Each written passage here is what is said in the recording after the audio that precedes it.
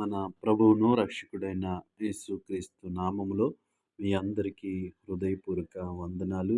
ఈరోజు నా కోసం ఆత్మీయ కార్యక్రమానికి మిమ్మల్ని అందరినీ ప్రేమపూర్వకంగా ఆహ్వానిస్తూ ఉన్నాను. అందరూ బాగున్నారా? మీరందరూ క్షేమముగా ఉన్నారని నమ్ముతా ఉన్నాను. చిన్ని ప్రార్థన. పరిశుద్ధుడా, ప్రేమగల తండ్రి, గొప్ప దేవుడా, నీకు వందనాలు ప్రభువా. నీ మాటలు వినటానికి మేమందరము ఆశ కలిగి ఉంటుండగా నీ వాక్యం ద్వారా మా అందరితో మాట్లాడమని యేసునామంలో ప్రార్థిస్తున్నాము తండ్రి. ఆమేన్. ఈరోజు దేవుని వాక్యము సామెతల గ్రంథము 10వ అధ్యాయము 9వ వచనము. యథార్థముగా ప్రవర్తించువాడు నిర్భయముగా ప్రవర్తించును.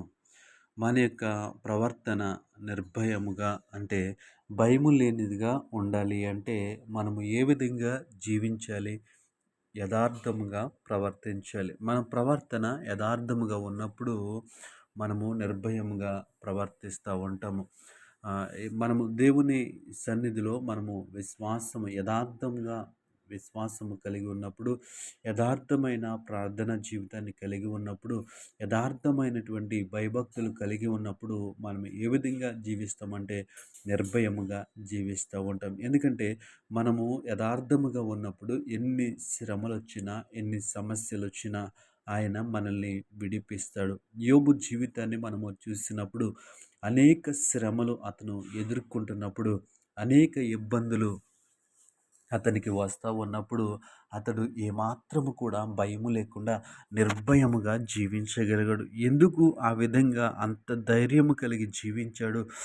ఎందుకు అతని ప్రవర్తన అంత నిబ్బరముగా ఉందని మనం చూసినట్లయితే ఆయన దేవుని ఎడల ఏ విధముగా ఉన్నాడంటే యథార్థమైనటువంటి భక్తి కలిగిన వాడిగా ఉన్నాడు. యథార్థమైనటువంటి విశ్వాసము, యథార్థమైనటువంటి నిరీక్షణ అతను కలిగి ఉన్నాడు. కాబట్టి ఆ భయంకరమైనటువంటి పరిస్థితుల్లో, ఆ భయంకరమైనటువంటి శ్రమలలో ఎంతమంది అతను వచ్చి దేవుణ్ణి విడిచిపెట్టమని చెప్పినా అతడు ఏమాత్రము కూడా తన విశ్వాసాన్ని విడిచిపెట్టలేకపోయాడు. కారణము ఏంటో తెలుసా? యథార్థముగా ప్రవర్తించాడు కాబట్టి. అతడు యథార్థమైనటువంటి భక్తి కలిగి ఉన్నాడు కాబట్టి, యథార్థమైనటువంటి విశ్వాసము కలిగి ఉన్నాడు కాబట్టి, యథార్థముగా క్రీస్తును వెంబడించాడు కాబట్టి అతడు ఎంతటి శ్రమలో అయినా సరే ఏమి కలిగి ఉన్నాడు? నిర్భయముగా ప్రవర్తించాడు. దేవుని నామానికి మహిమ కలుగును గాక. తన స్నేహితులు చివరికి తన భార్య కూడా వచ్చి తన యొక్క స్థితిని చూసి తనని హేళన చేసినప్పుడు అతను ఏమాత్రము కూడా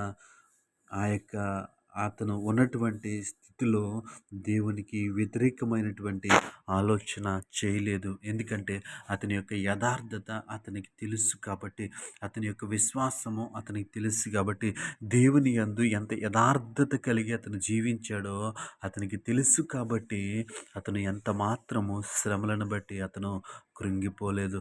ఈ లోకంలో శరీరానుసారంగా జీవిస్తున్నటువంటి మనము ఎన్నిసార్లు మనం భయపడుతూ ఉన్నాం, ఎన్నిసార్లు మనము కృంగిపోతూ ఉన్నాం. కారణం ఏంటో తెలుసా?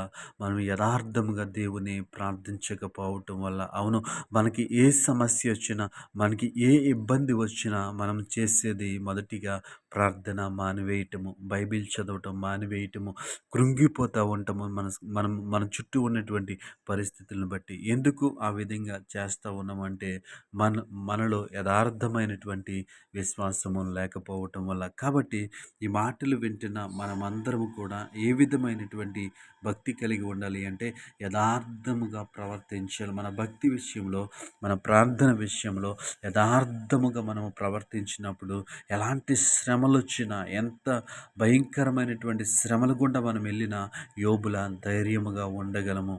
కాబట్టి ఈ మాటలు వింటున్న మనకందరికీ కూడా ఆ విధమైన యథార్థమైనటువంటి భక్తి చేయటానికి దేవుడు మనకి కృపను అనుగ్రహించునుగాక. ఆమేన్.